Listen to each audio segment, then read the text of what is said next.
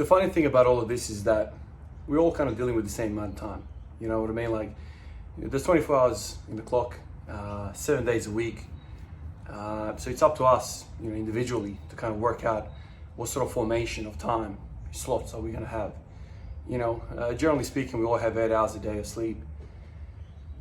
We probably spend 8 hours at work, or thereabouts, whether you're at, school or uni or whatever stage of life you're at. You spend about 8 hours of your life kind of working for the shelter above your head and working for, some sort of occupation so you can live on this planet. And so there's around 8 hours if you're lucky, maybe less for some people, maybe 6, 5 hours kind of left over. And that's the time. Those are the moments that I like to talk about. I think there's like a general mentality of people to kind of sit on the edge of the couch and look at people who are doing different things in life and being like, how stupid is that? Why is that guy doing that? But what we fail to understand is that we're all individuals. We're all individuals at the end of the day. The thing that got me to do this thing a lot, is I love this. There's a lot of people out there, I'm definitely sure, man, there's a lot of people out there who have played video games for 10 years straight. I have no doubt there's somebody out there who's played a video game every single day for longer than I have squatted every single day. But this is remarkable. This is a remarkable feat because it's exercise. Why isn't it a remarkable feat when somebody does something that's not exercise?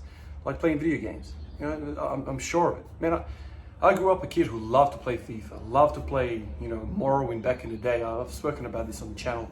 Skyrim right now. Skyrim, I just bought the damn thing again, man. They just released an anniversary edition after 10 years. And I spent another $30 to buy it again. Basically, in the last 10 years, that's pretty much the only game I play. Still to this day, I turn it on sometimes, when I have time. Turn it on to play. I've restarted the damn thing for like 100 million times. I reckon I've restarted a character and I just love the story. I love the game. And it kind of gives me a feeling of when I was younger, you know what I mean? And so that's a lot of time I've spent. I've spent thousands of hours in that game, man, over the last 10 years. Thousands, I'm sure of it. Why? Why did I spend thousands of hours playing a damn video game? How stupid is that? How stupid is that? So when people ask me, Ivan, why are you squatting every day? And for some of you guys, you've kind of heard me talk about this in the comments. We've talked about this on Instagram. We've talked about this on YouTube comments, and I've spoken about it definitely in the Q&As. Why do you squat every day? And there's many different avenues I can take when it comes to this, but ultimately, I love this. It's as simple as that, man. I actually love to do this. It's just, that's it. Like, why did I play thousands of hours of video games? Somebody have a gun to my head? Was it my job? No. I spent my 8 hours, free time that I had in the last 10 years. I've been a nurse for 12 years. So all of this time that I've spent playing Skyrim, I've spent in my own time. So I've spent my own currency, the best currency we have on the planet, our freaking time, man, into this game because I loved it. I loved it. Something about it. Full immersion, character development, making choices in the game. Are you going to be a hack and slash guy, shield and sword guy? You're going to be a mage, walking around in freaking casual clothing, blowing people up, blowing dragons up. It's just like, that's cool, man. I want to do that. So when I found squat every day, it was like, I might not be a mage blowing dragons up, but man, I want to be like that dude, Clarence Kennedy. I want to be like that guy, man, Clocker. Do you see what he did, man? 250 paws. Jesus Christ, man. That to me is cooler than any freaking mage or battle mage or warrior I've ever seen in a video game. When I saw that guy do that, I was like, man, what do I gotta do to do that?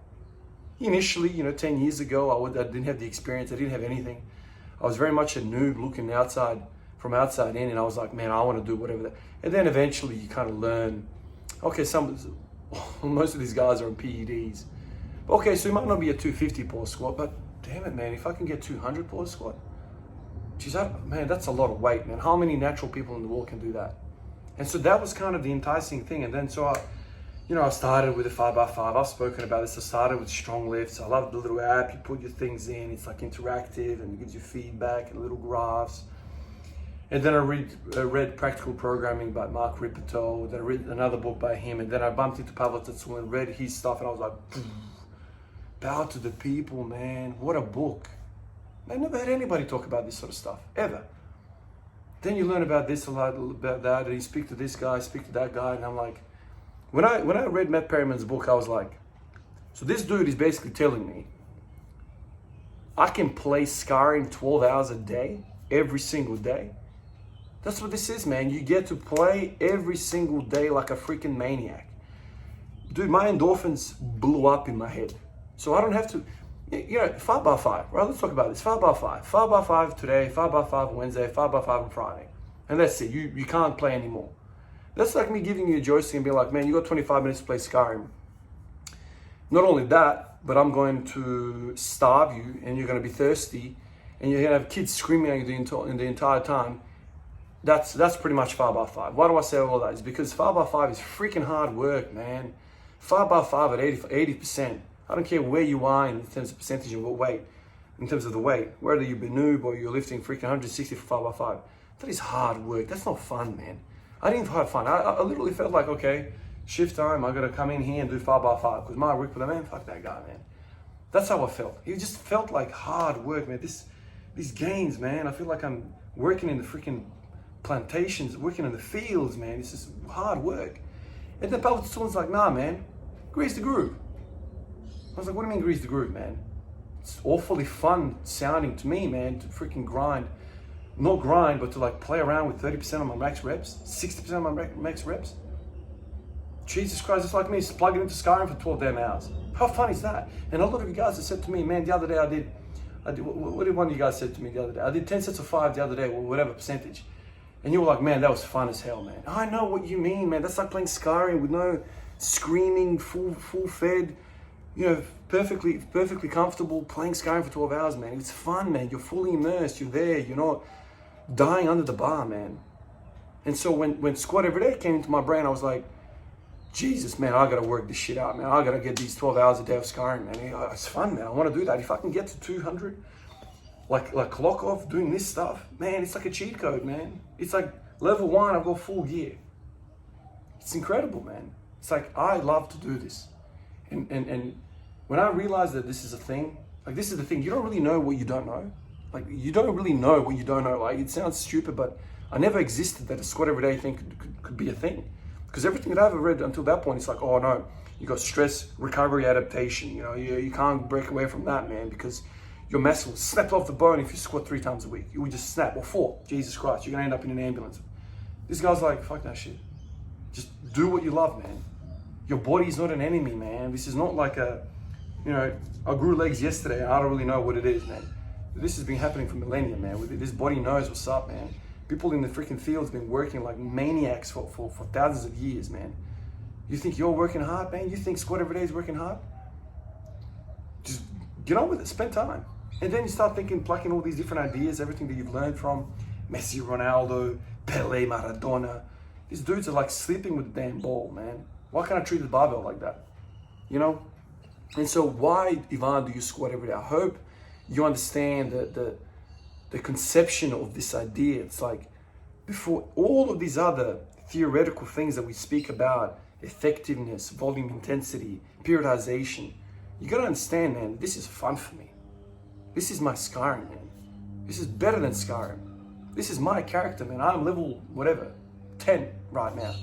And there's 100 levels to go, right? Like, I'm level 10. And I feel like I'm investing resources, I'm investing my time into a real character, man. You know, I can color my hair, like, you know, I can grow my hair, I can grow my beard, I can put whatever I want, I can go to the shop and buy armor, or clothing, whatever, like, I can buy a sword, a different barbell. You can buy, I saw the other day a red freaking barbell, man. I was like, man, what the hell is that? Yeah, man, zinc oxide, I think it's whatever the finishing is. It's red. How cool is that? It's like a different sword. You can get colorful plates, you can do whatever. It's like, this is it, real life Skyrim. You can do whatever the hell you want. It's like a real character. And so that's kind of the baseline of all of this. And then to start layering the other stuff on, it's like, I love the experimentation. You know, I've spoken about this awful lot, you know, and I come from nursing, right? Evidence-based practice. That's like the first thing that comes to my mind when I think about nursing. You can't walk into a freaking emergency department and start doing some rogue medicine, man.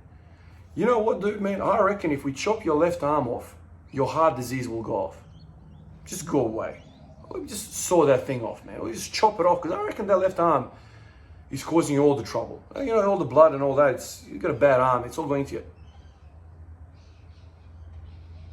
Literature reviews, professionals around the world doing studies.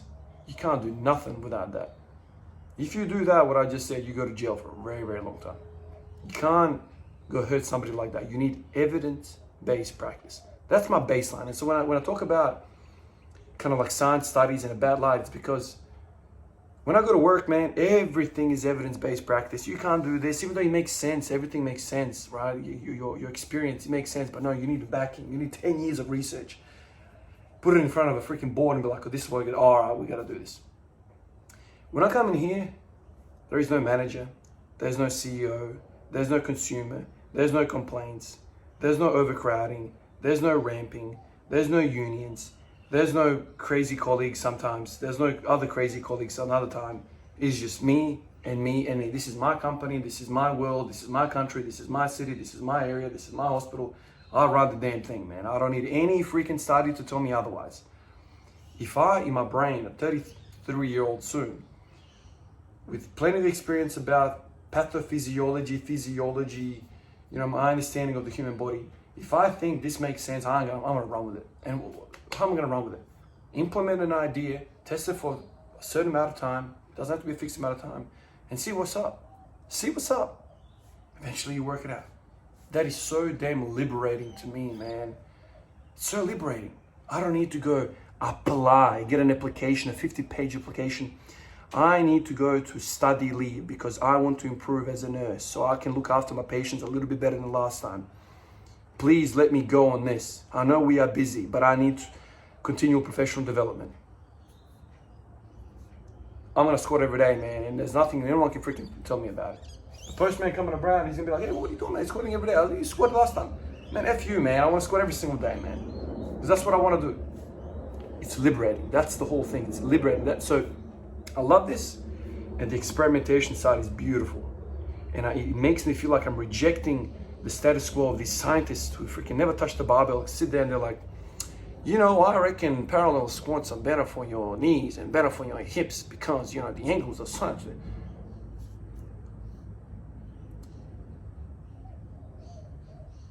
700 days in, man. I feel great. I feel great. Nobody can tell me ATG squats will freaking snap you. Oh, you do a month? Cartilage is gone. It's gone. It's like a freaking file in there. Man, the amount of time I've heard, especially all timers say, oh man, you're gonna die. Especially when I first started this squat every day thing, man. I don't know if you guys go back in the comments. I had these random dudes come in, like, I don't know who they were, but they're like, you're going way too low, man. You're gonna get herniation of the spine. You're gonna screw your hips up. You're gonna get knees. You're lucky if you make it to the next month. I'm like, yeah, no worries, man. I mean, sure, you know, medicine works like that. One day you're good, the next day you're dead. Because the Bible's killed you. It feels good to test something that's so intrinsic in my understanding of human movement. You know, it feels right, and I have the ability to test it. You know, there was a time I thought about the calves were a thing. More calf strength means more dorsiflexion. That was an idea once, and I ran with it. And I, you know, came up with all these different ideas, and I write it in my book. And sometimes when I'm here in my 3-hour sessions, you know, tomorrow I've got a day off, so I have a 3-hour session tomorrow, depending on the thing is. I'll sit there and I'll got 2 books now. This is the second one. And I'll flick to freaking day 120. I'm like, all right, so on this day I did this, and it was a pretty all right day. And I've got some notes here that says, hip flexor work, the psoas curls beforehand made me feel really, really good in the deadlift and the squat. Really interesting idea. I should probably test this again. This is literally what I do. This is how I test these things out. It's a beautiful thing. It's a beautiful thing. So the testing and the love are by far the 2 biggest ones. By far. And then I start thinking about along the line of, you know, let me ask you this. Why don't you squat twice a week? Most people tell me, Ivan, I have no idea how you squat every single day, man, because I do one day and I'm up for the whole week. I can't sit on the toilet, I'm moody, I can't go freaking to work. Man, I'm a Tyler, man, I can't squat and go to work. I want to earn a living, man, if I've got dead legs. The number one skipped workout in the world is leg day, right? Everyone does bro splits. Like I would say 90% of people around the world do freaking bro splits. Legs, back and biceps, triceps and chest, shoulders and calves, or whatever the split is, core, whenever you freaking do core. But everyone skips on leg day. Why is that? What time is it, man? I'm gonna freaking be late to work. Everyone skips on leg day. Why? Because it's painful, man. Look how big, so you're doing biceps one day with back. So, the back's pretty big and biceps, very small muscle. You recover from that because it's kind of small muscles. Look at the size of me from here down. It's like me, on one day I'm doing half of the body. So everything else is like compartmentalized, very, very small muscle groups. You can recover from all these upper body things. We split the upper body into like 5 different sessions. Legs, one session. So you're doing half of the body in one session. And a big muscle produce huge amounts of muscle damage, lots of eccentric loading with the squats and deadlifts and all that. And you're sore. I was there, man. I didn't get born into squat every day. My dad is not Klokov, or even Abajev. Ivan, you got to do that, man. No, man. I was there, dude. I was there for like 5 years, man. I'd go in, I'm like, oh, okay, I guess whatever day it is now, I got to do legs and a bit of leg press and a bit of squat, lunges. Oh my God, lunges. I remember lunges, man. Like, I used to dread lunges. I used to put them right at the end of the workout, man, because I was like, man, I can't do this, man. And then you're sore, and more sore, and more sore. All you want to do is sleep. And then squat every day came along and I was like, what if this guy's right, this Matt Perriman dude? What if he's right? If I take all of those sets that I did in that leg day and I split that shit up, would I be sore? So I've got biceps and back, but I'll do a few sets of squats. I'll use 60 kilos, back then, whatever I did. I was getting excited to go train. It's exciting, man. I don't have to go to war. Just give it a bit of a tickle and then run off and do some biceps so I can fill out a t-shirt and go meet my wife. Hopefully I can meet a wife. That was the thinking back then, man. On the other side of this journey, I'm sitting here, I'm like, when I talk to people that tell me, Ivan, man, I don't know how you do this every day. It's like, I know how I do this every day. You might not have the understanding, and I might be to you like Pavel Tsatsouline was to me. Just a glimpse of another option. You don't have to try it, man. But if you're sick of missing leg sessions, if you're sick of soreness, the only way is frequency, man. Because you gotta get that volume in, man. Like without the volume, we're just wasting our freaking time. So you gotta get the volume in. It's up to you whether you wanna have all of that volume in one day, or divide it into 2 days, or divide it into freaking 7 days. So every day you're doing something. It's up to you. The more you divide it, the better it is, man. These freaking Bulgarians, man, they divide it into 21 sessions. 21 sessions. So this dude will literally come in and just sprint up. Bar for 5, 60 for 3, 100 for 2, 140 for 1, 180 for 1, 220 for 1, 260. Whatever the hell the thing was. Like some of these big ass Bulgarians on PEDs. Whatever the freaking weight is. That would take him like, 20 minutes. And then we'll go snatch and whatever the hell the rest of the session was, actual sports stuff.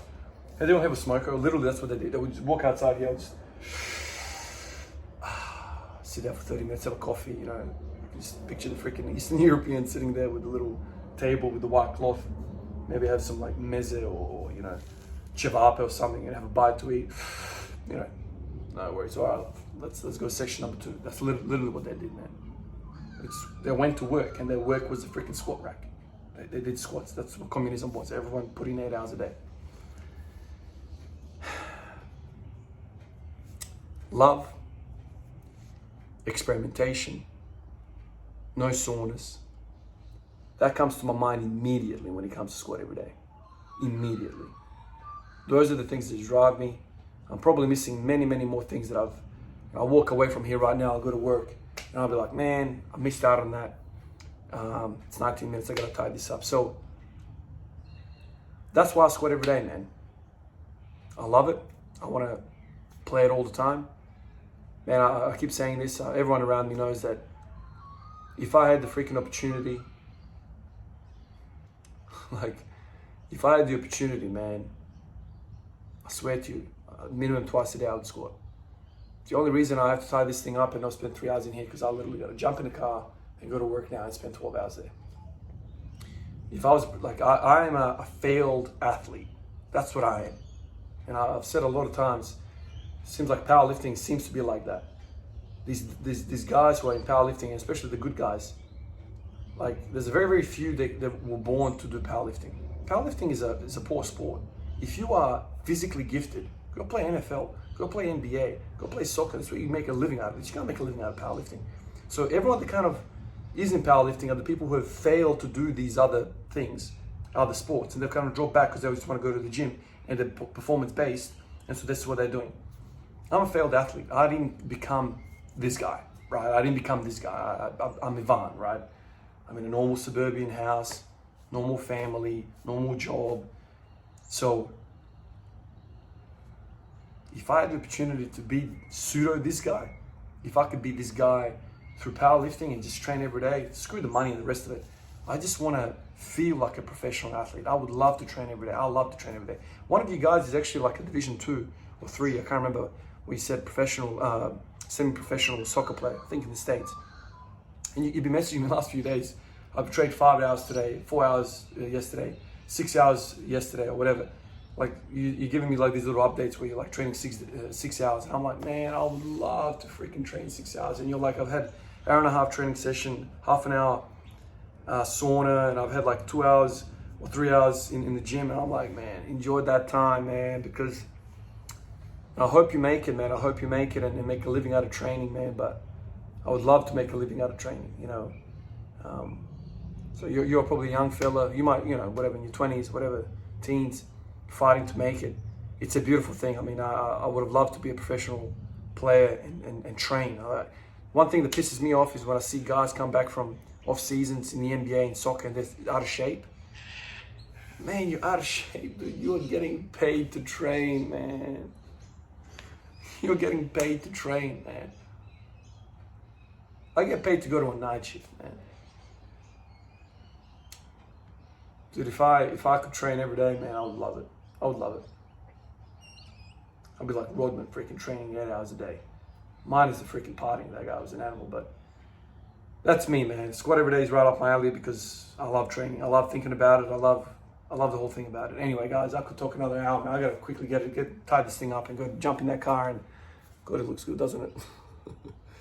Jump in that car and go to work.